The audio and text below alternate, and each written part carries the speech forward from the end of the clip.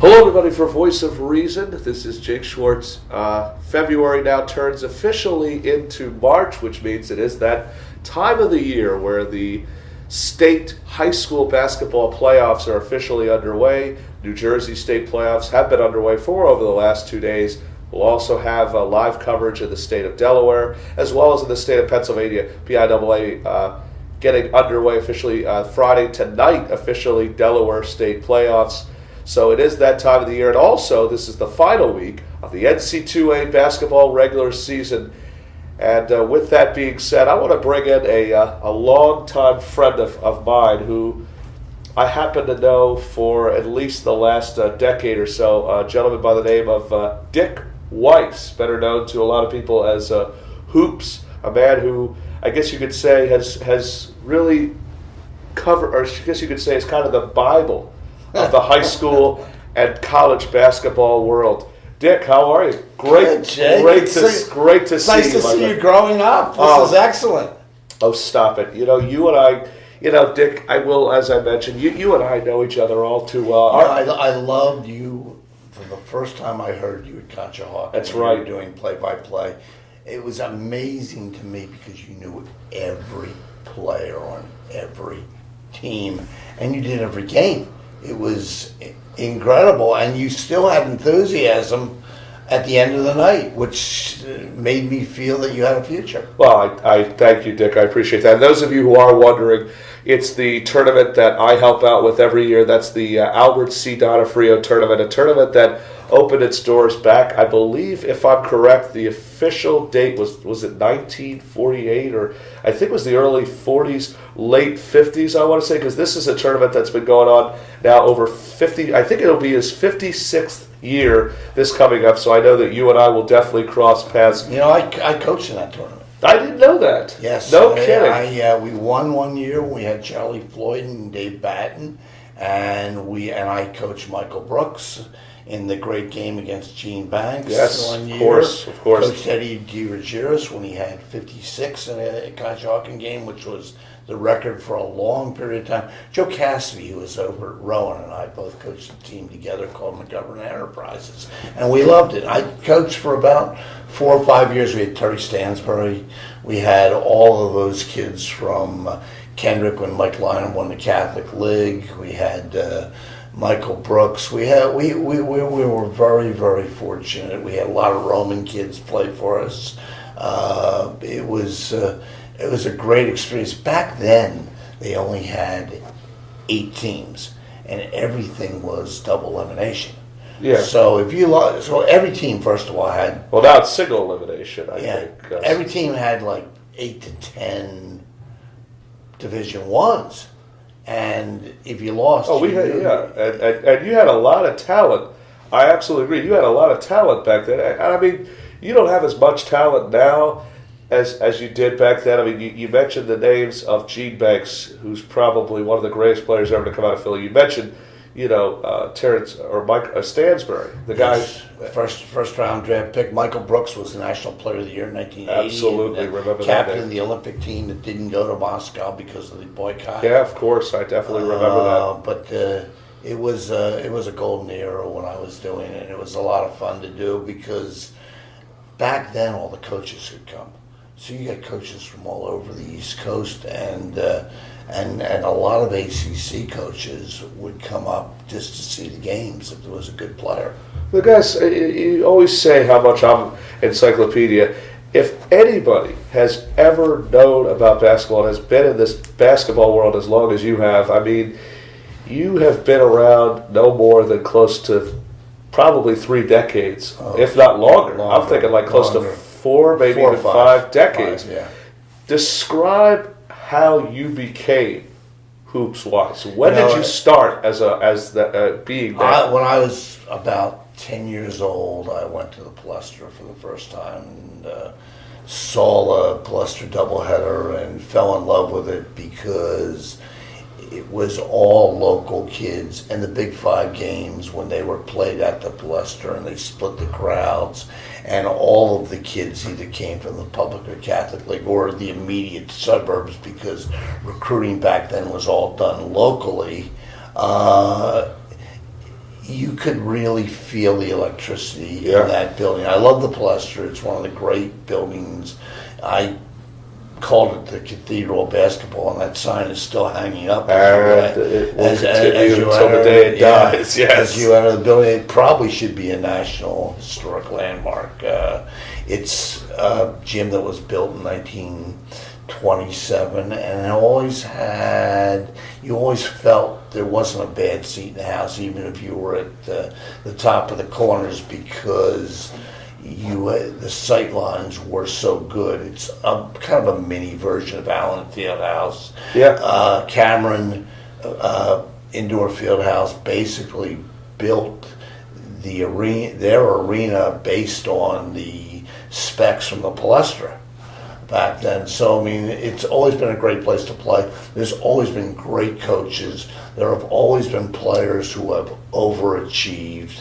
And we finally got our first Naismith Hall of Famer in there from the Big Five, Guy Rogers, who was voted in the Veterans Committee. Sure. One of the great guards at Temple. And by the way, anybody's wondering, Allen Fieldhouse is Kansas, and Cameron is Duke University. Yeah. And you're talking about two of the most well-respected, not to mention Hinkle Fieldhouse in Indiana. Excuse me. And not to mention, excuse me, the likes of, well, there's so many of them. There's so many different reasons. Right. But I've always said to a lot of people that the Palestra should be, like you said, you've taken the words out of my mouth, should be the world's most, I never like to go against Madison Square Garden. I know it's referred to as the world's most famous arena, but probably some of the best players to grace our presence have played at the Palestra. Well, Wilt played there. Oscar played there. Jerry West played there. That's Oscar Robertson, by the way, in case anybody was wondering. Jerry West was also Bill very good Bradley name. played there. I mean, back in the 50s and 60s, a number of iconic figures passed through the Palestra. And Yeah. it's kind of sad now because everyone is playing on their own campuses. But when the games were played in doubleheader fashions and the Big Five was bigger than the leagues that these teams played in prior to the Big East, I mean, every Saturday night was a sellout, and every Saturday night the Big Five game was the feature game. And the noise level in the place was overwhelming. And this was back really when Big Five teams were Yes. decent, when regular local kids would go to their neighborhood schools. My father I totally agree. went to almost every doubleheader himself back in the early 60s before he went to Villanova. My father always bragged to me about this story. I've never not stopped hearing it about when he was a kid. He saw my good friend Fran Dunphy and the great Kenny Durrett of LaSalle, and how he saw Howard Porter and Tom It's Ingles. probably the greatest, most anticipated Big Five game in history. 1969. Durrett and Porter were both sophomores. Yes. And LaSalle was number 2 in the country. Villanova had a top 25 team that went to the tournament.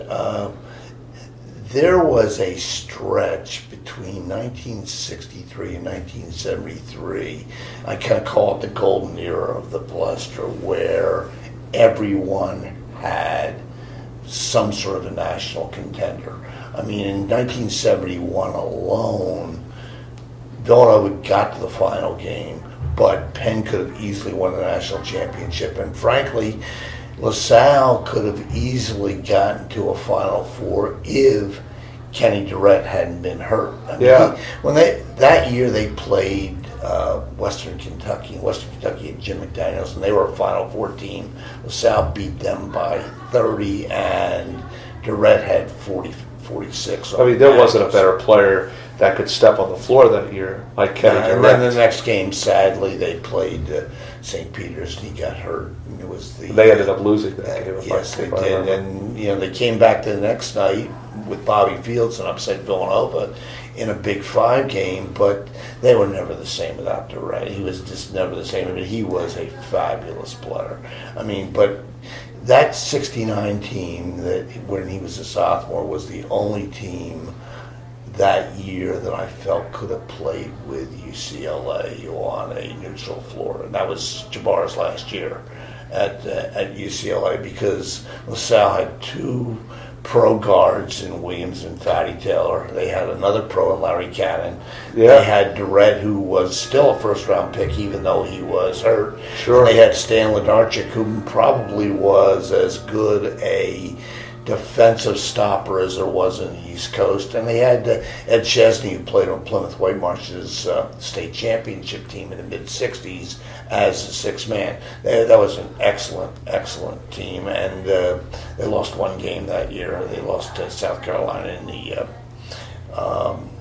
in the Quaker City final, but they were outstanding. And I honestly believe had they gone to the tournament, they would have been in the final. Yeah, and I've definitely learned in my life that, excuse me, you've been responsible for some of the greatest, you've written books about some of the greatest games that have ever been played. I guess I'll never forget the great quote that George Raveling asked your good friend, the great Howard Garfinkel, a five-star, about the greatest high school, or I guess the greatest basketball game he ever saw. And I'll understand if you can't answer that question, but do you happen to know the greatest basketball game you ever saw? Because I know there's so many of them. You know, for me, it was probably Villanova Georgetown '85. Oh, yes. And a close second would probably be NC State Houston in the 1983 Final Four, because nobody gave either one of those teams a chance to win. It really gave college basketball a huge push, and the tournament became bigger than life. It started with the Bird Magic thing in '79. Of course, but yeah. The tournament That's Larry Bird and became, Magic Johnson, in case anybody's wondering. But the tournament itself became one of the great sporting events, rivaling the Super Bowl and the Masters. After that game, I mean, everybody wanted to go to the Final Four, and now it's become almost a monthly event where people are interested in the outcome of the tournament. You really liked that '83 game. I mean, you know, I was watching a little bit of that last night. The Survivor Advance, the 30 for 30. Well, I've watched just about every 30 for 30 documentary. Well, you know that with the basketball knowledge I have, you know that when there's something in regards to basketball, I've watched the 30 for 30 on that, and I've watched the 30 for 30 on the Big East, which is probably one of my favorite 30 for 30s when the Big East was event. I mentioned this to Jay Wright, how back when, even though he did not coach the year Villanova won a national title, but he did, and I learned this myself, but he did coach in 1987. And in '88 when they went to the Final Eight, when they had Wilson and Weiss. But what he did say was, and he mentioned to me that that it was a great time for Big East basketball, and that 30 for 30. What? That's what I was going to ask. I mean, this was the one conference I always thought was one of the most unique, if not one of the most special conferences. Well, for years, the East had struggled to win a national championship. LaSalle won in '54, because, in large part because Kentucky was ineligible to participate because they had two fifth-year seniors, and so they were, and both of those players were ineligible to play in postseason. But that was the Tom Gola team. Since then, an Eastern team had not won a national championship until the birth of the Big East. Yes. Then Georgetown won in '83, Villanova won in '85. I'm sorry, Georgetown won in '84. That's Villanova right. Won I thought yeah. '83 was NC State, the great Jimmy Valvano. Yes, Georgetown won in '84, which is Patrick's junior year. They beat Houston in the great Ewing Olajuwon matchup in the finals, and then Villanova won in '85. And since then, Connecticut and Syracuse have both won.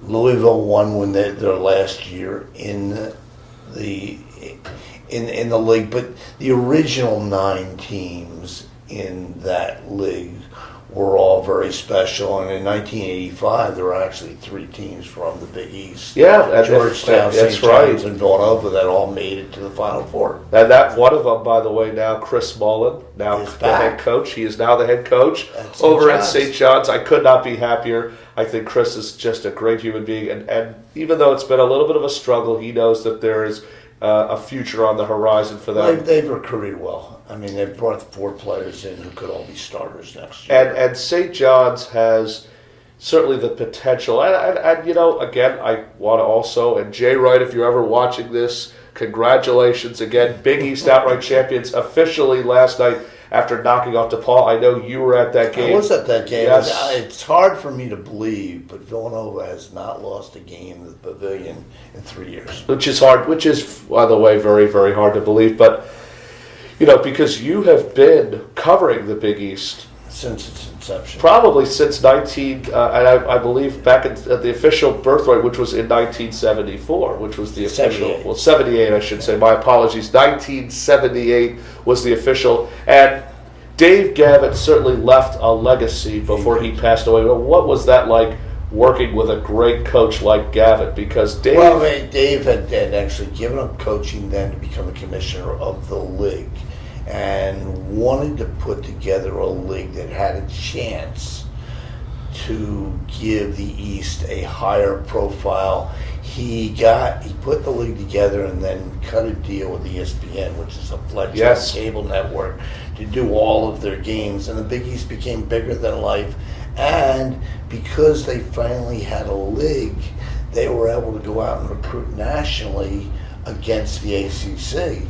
So now when you got to it, now it reached a point where you had a chance to have a national contender on a regular basis. And the level of play in the early 80s was extremely high. Yeah, I just remember growing up as a kid. I know I wasn't as big into college basketball as I am now, but when I look back, I think of some of the great players that played in the Big East. I think of Pearl Washington from Syracuse. Yeah, he was going through a very difficult time right now. He's got brain. Yeah, I know that's very hard. But he and Chris Mullen and Terry Patrick Dahier. Ewing, you had every team had players, and frankly, you couldn't play at a high level in the Big East unless you had 4 or 5 pros. It was that good. You had Ed Yes, Pinkney. You absolutely. had, again, as I the mentioned, Villanova team that won it had 3 guys who played in the pros: Presley, McLean, Sure. and Sure. and Pinkney. I mean, you couldn't play in the league unless you had guys who were that good, and they played a very physical style, but the talent on the floor was so great that it didn't really matter. I mean, now people take you out defensively. But, Sure. But because there aren't the same level of players. And back then, most people stayed 4 years. Yeah. We weren't in a situation where we were into the one and dones. And Patrick Ewing stayed 4 years. Mullen stayed 4 years. Pinkney stayed 4 years. Mark Jackson, I believe, stayed 4 years. Yeah, they all did. You didn't have a lot of people. The idea of leaving early didn't really kick in until the 90s. I mean, so the 80s, you had kids stay for all 4 years. Not only did you get to know them, but you got to watch them improve, and they became part of the fabric of the program. So let's translate, I guess, now to the present, and we'll kind of shift a little with the high school, or I guess from the college down to the high school level, and you've been covering high school basketball at least close to 4 to 5 decades now, and I guess it's safe to say you've seen them all, and you've watched them all, and you watch them translate from high school to college to even pros. Who was the best high school player you've ever seen? Because I know there's a lot of them. I know there's a few. Well, the guy who had the biggest impact in Philadelphia is probably Gene Banks. Yes. Because West Philadelphia had an unbeaten team. His senior year, they were ranked number 1 in the country, and his recruiting was front page news in all of the papers. when he picked Duke that morning. It was a huge, huge story. The best high school player I ever saw was probably Andre McCarter from Overbrook. Sure. He played for Paul Ward. They won city championships every year. And back then, the Overbrook West Philadelphia games were classics. Yeah, you but could buy a ticket. McCarter was a great player.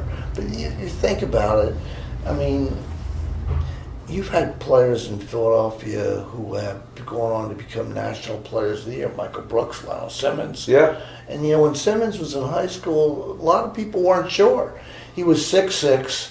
At the time he was more of a 4-man center than he was a 3-man.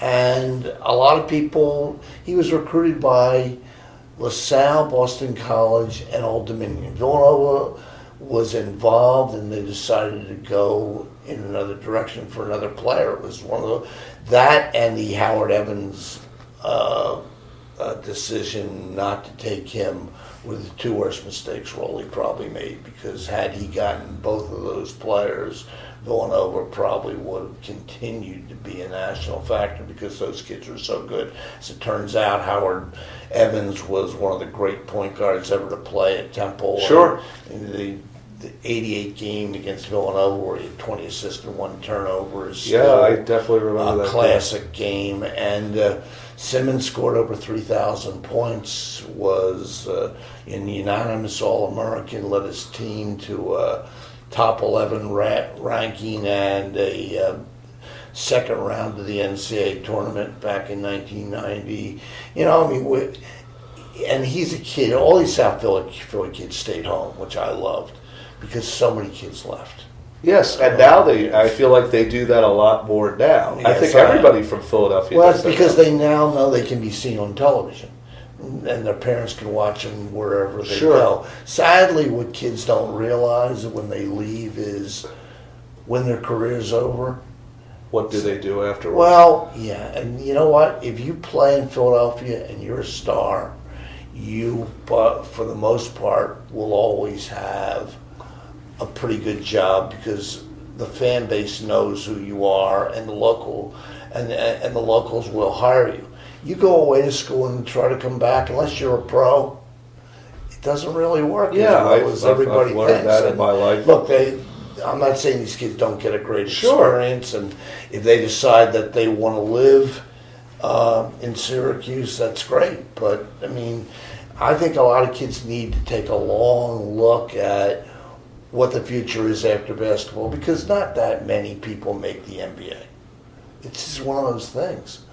I mean, you're in a situation where 1 out of 10,000 who start playing end up putting on an NBA uniform. And a couple of years ago, Brandon Austin and Rasheed Jordan were high school kids. I was part of that era, if you remember. Yes, when they were in high school, I said, these kids are both going to be in the NBA. What happened? I think you did actually mention something like that myself. Austin ends up getting in trouble at 2 different schools, and now can't.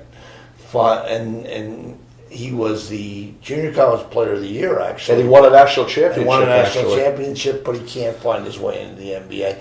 And Rasheed Jordan stayed at St. John's for 2 years, and now he's playing in the D League. Well, I heard he was recently released by the D League, so now that's even worse. Right, you got to ask yourself. These kids were great high school player at Fox and Edmonton. That was probably one of, if not the best high school game I ever announced. Really? Yes, in the 10 years that I've ever been announcing, I've always said to people the best high school game I think I ever worked as a PA announcer was at the Leocore Center in the Public League Championship. I love that.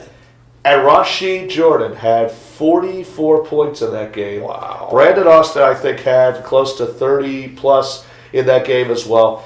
We didn't have the biggest fan base because of how big of an arena Temple is. Right. Had we had played like we do now at St. Joe's for the Public League Finals, I think we would have sold out that arena easily. Because whenever those two got together, in any high school game I ever didn't even matter if it was those two playing each other. And I was at a few of their regular season games, but I always said they were the two most exciting players, and they always had the two biggest drawings, because Rashid Jordan brought all of North Philadelphia with him, no matter where he went. Brandon Austin did exactly the similar thing to that. I mean, nowadays, people want to come to the Catholic schools because, their games are going to be more exciting to watch. There's a little bit of a bigger drawing. The public league. Well, the Catholic League doesn't really have districting. You can literally go to any school in the Catholic League if you have the tuition to go there. I mean, they have kids from all over the city playing at Roman and Newman and the Prep and LaSalle, and I mean, it's a very good league. I mean, you saw there 10,000 people at Roman and Newman. We were and there. It was a fabulous crowd, and what made it so good is that there were so many people that I knew who have been going to Catholic League finals for 30, 40 years, and they told me there were people roaming the corridors of Roman that day just looking for a ticket because the game had been sold out. I mean, those games are huge, huge games. I mean, and I just think it's the pride of winning a league, and the public league is the same way. And that's where you mentioned. And I want to point this out. Mike Young, my cameraman, was also there, and he was filming floor side for the game as well. Good. But I just remember having to come down the stairs when I saw you to say hello to you, just having to climb over the kids. I mean, I've had people contacting me saying, how did we get at least 9,500 people for that? We must have had close to 10,000 people. Listen, I'll tell you what, back in the 60s, Catholic League semifinals, I was at a couple games where people were just sitting in the aisleways. That's what they did? That is exactly what happened this year. Yeah, last Monday. It's almost like the fire marshal closes his eyes. Like you've never seen a crowd. I personally had never seen a crowd. And we had a very nice crowd last year for that Newman-Roman game, but this year, by far, the biggest crowd I think I've ever seen. I think it's great. Philadelphia tends to turn into a huge basketball town in February and March. And you know this as well as anybody, which is one of the reasons why when I look back at the cathedral of basketball, I think of some of the great writers and the great announcers and the great players. I look at you as one of the guys who started using that name, the Cathedral, and you've been using that name really ever since. I mean, the fact that next year will be 2017, next year the Palestra will be celebrating 90 years of basketball, and I think that's remarkable. I think that's an honor. To have been a part of this for the last 10 years is something I've been very proud of. To be around. Oh, I still get goosebumps when I walk. Oh, it's when I cut down, when I lift the chain and just walk down the corridors onto the floor, and then look up into the stands, you get a great feel. And it's funny because there were so many local college coaches at that game. I stood and watched the game with Phil Martelli and Jeff Arnold. I saw Joe Mahalik from Penn was there. I mean, it's just a nice feeling to go down, and it's appreciation for the sport in our city, which I think is very, very important, and shows how much people actually care about basketball. Basketball is kind of one of those national treasures in our city. It's one of the few places where you have very good high school basketball on a regular basis. That is extremely competitive now in the state tournament. You have 6 Division I schools, and you have a pro franchise that has been down on its luck lately, but has won championships. I mean, so, and then you have girls teams that have won national championships. Sure. And have produced high school All-Americans and college All-Americans over the years. I've been very fortunate about that growing up the city. Well, we are here with the legendary hoopstick Weiss and one of my dearest friends talking about what has the history of the great basketball here in the city of Philadelphia. And now we translate over to the present, and I mentioned this to you kind of before we started doing this interview. You mentioned that there have been some great teams this year. And last year we had a District 12 sweep. We had Newman Goretti winning 3, and Roman winning 4, Conwell Egan won 2, and Constitution winning 1. Of what you've seen for Philadelphia basketball this year, who exactly would you say that you like to win the state championship? It would not surprise me if we had an Eastern sweep again. Yes.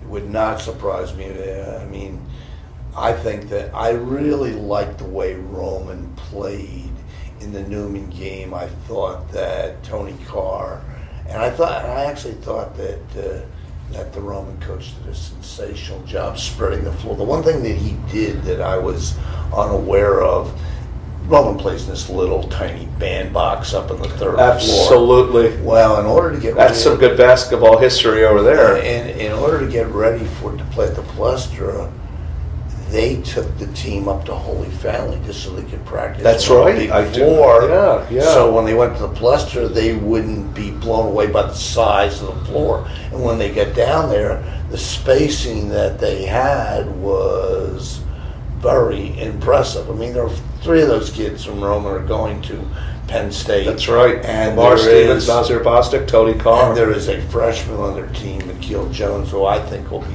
Mikhail, yeah. I saw that special. thing you put on Facebook actually saying. That's the future. Well, there's actually rumors going around, but we don't really get into that he may transfer. And if he does, I think that's something that Roman would really regret because you don't want to lose a guy like him. He really has a lot of potential, Yes. I mean, and there's the one thing about Philadelphia is everybody's always interested in the next great. Yes, they really are. And you think that Roman will win 4A, Newman should win 3A, Conwell Egan with 2. 1A could really come down to Constitution or Math, Civics, and Science, but you mentioned that there's a rumor going around that Newman Goretti could lose 2 of their players. Yeah, I hope that doesn't happen because I think, first of all, I think Carl does a nice job with his kids. They have a program there, not just a team. And kids there have been able to translate their success in high school into big-time scholarships. I mean, Syracuse, Jerry McNamara was there with you the other night with the Syracuse. I think Jerry was, yeah. I would have liked to have said hello to him. Jerry and I have a very nice relationship. But, phenomenal human being, by the way. Great player. He was there, and Syracuse loves recruiting Philadelphia. Mike Hopkins used to be a regular down there. Yeah. Oh, I remember. When they got Warwick, Hakeem Warwick, who ended up being a star. I think that started the trend of It Syracuse. did, and he ended up being a star in their national championship team in 03. Yeah, and that they got continued. Jardine, and They looked at Jaquan Newton from Newman. Yeah. I mean, they live with Newman kids. Well, they love Newman kids. They come to because visit them constantly. Jackson and Jardine had such good careers up there. Yes, and I was very, very big on them. Wanted to, I guess, as our final thoughts, for the next big thing of high school kids, is there any particular message that you have, if you could just kind of look at the camera, and what is the message that high school kids really need to, what do they need to do? You know what do they need to take? Don't lose focus.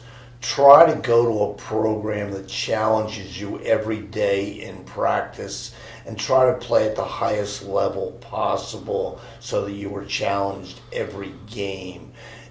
There are an awful lot of kids who play at smaller schools where they can get 30, but who are they getting 30 against?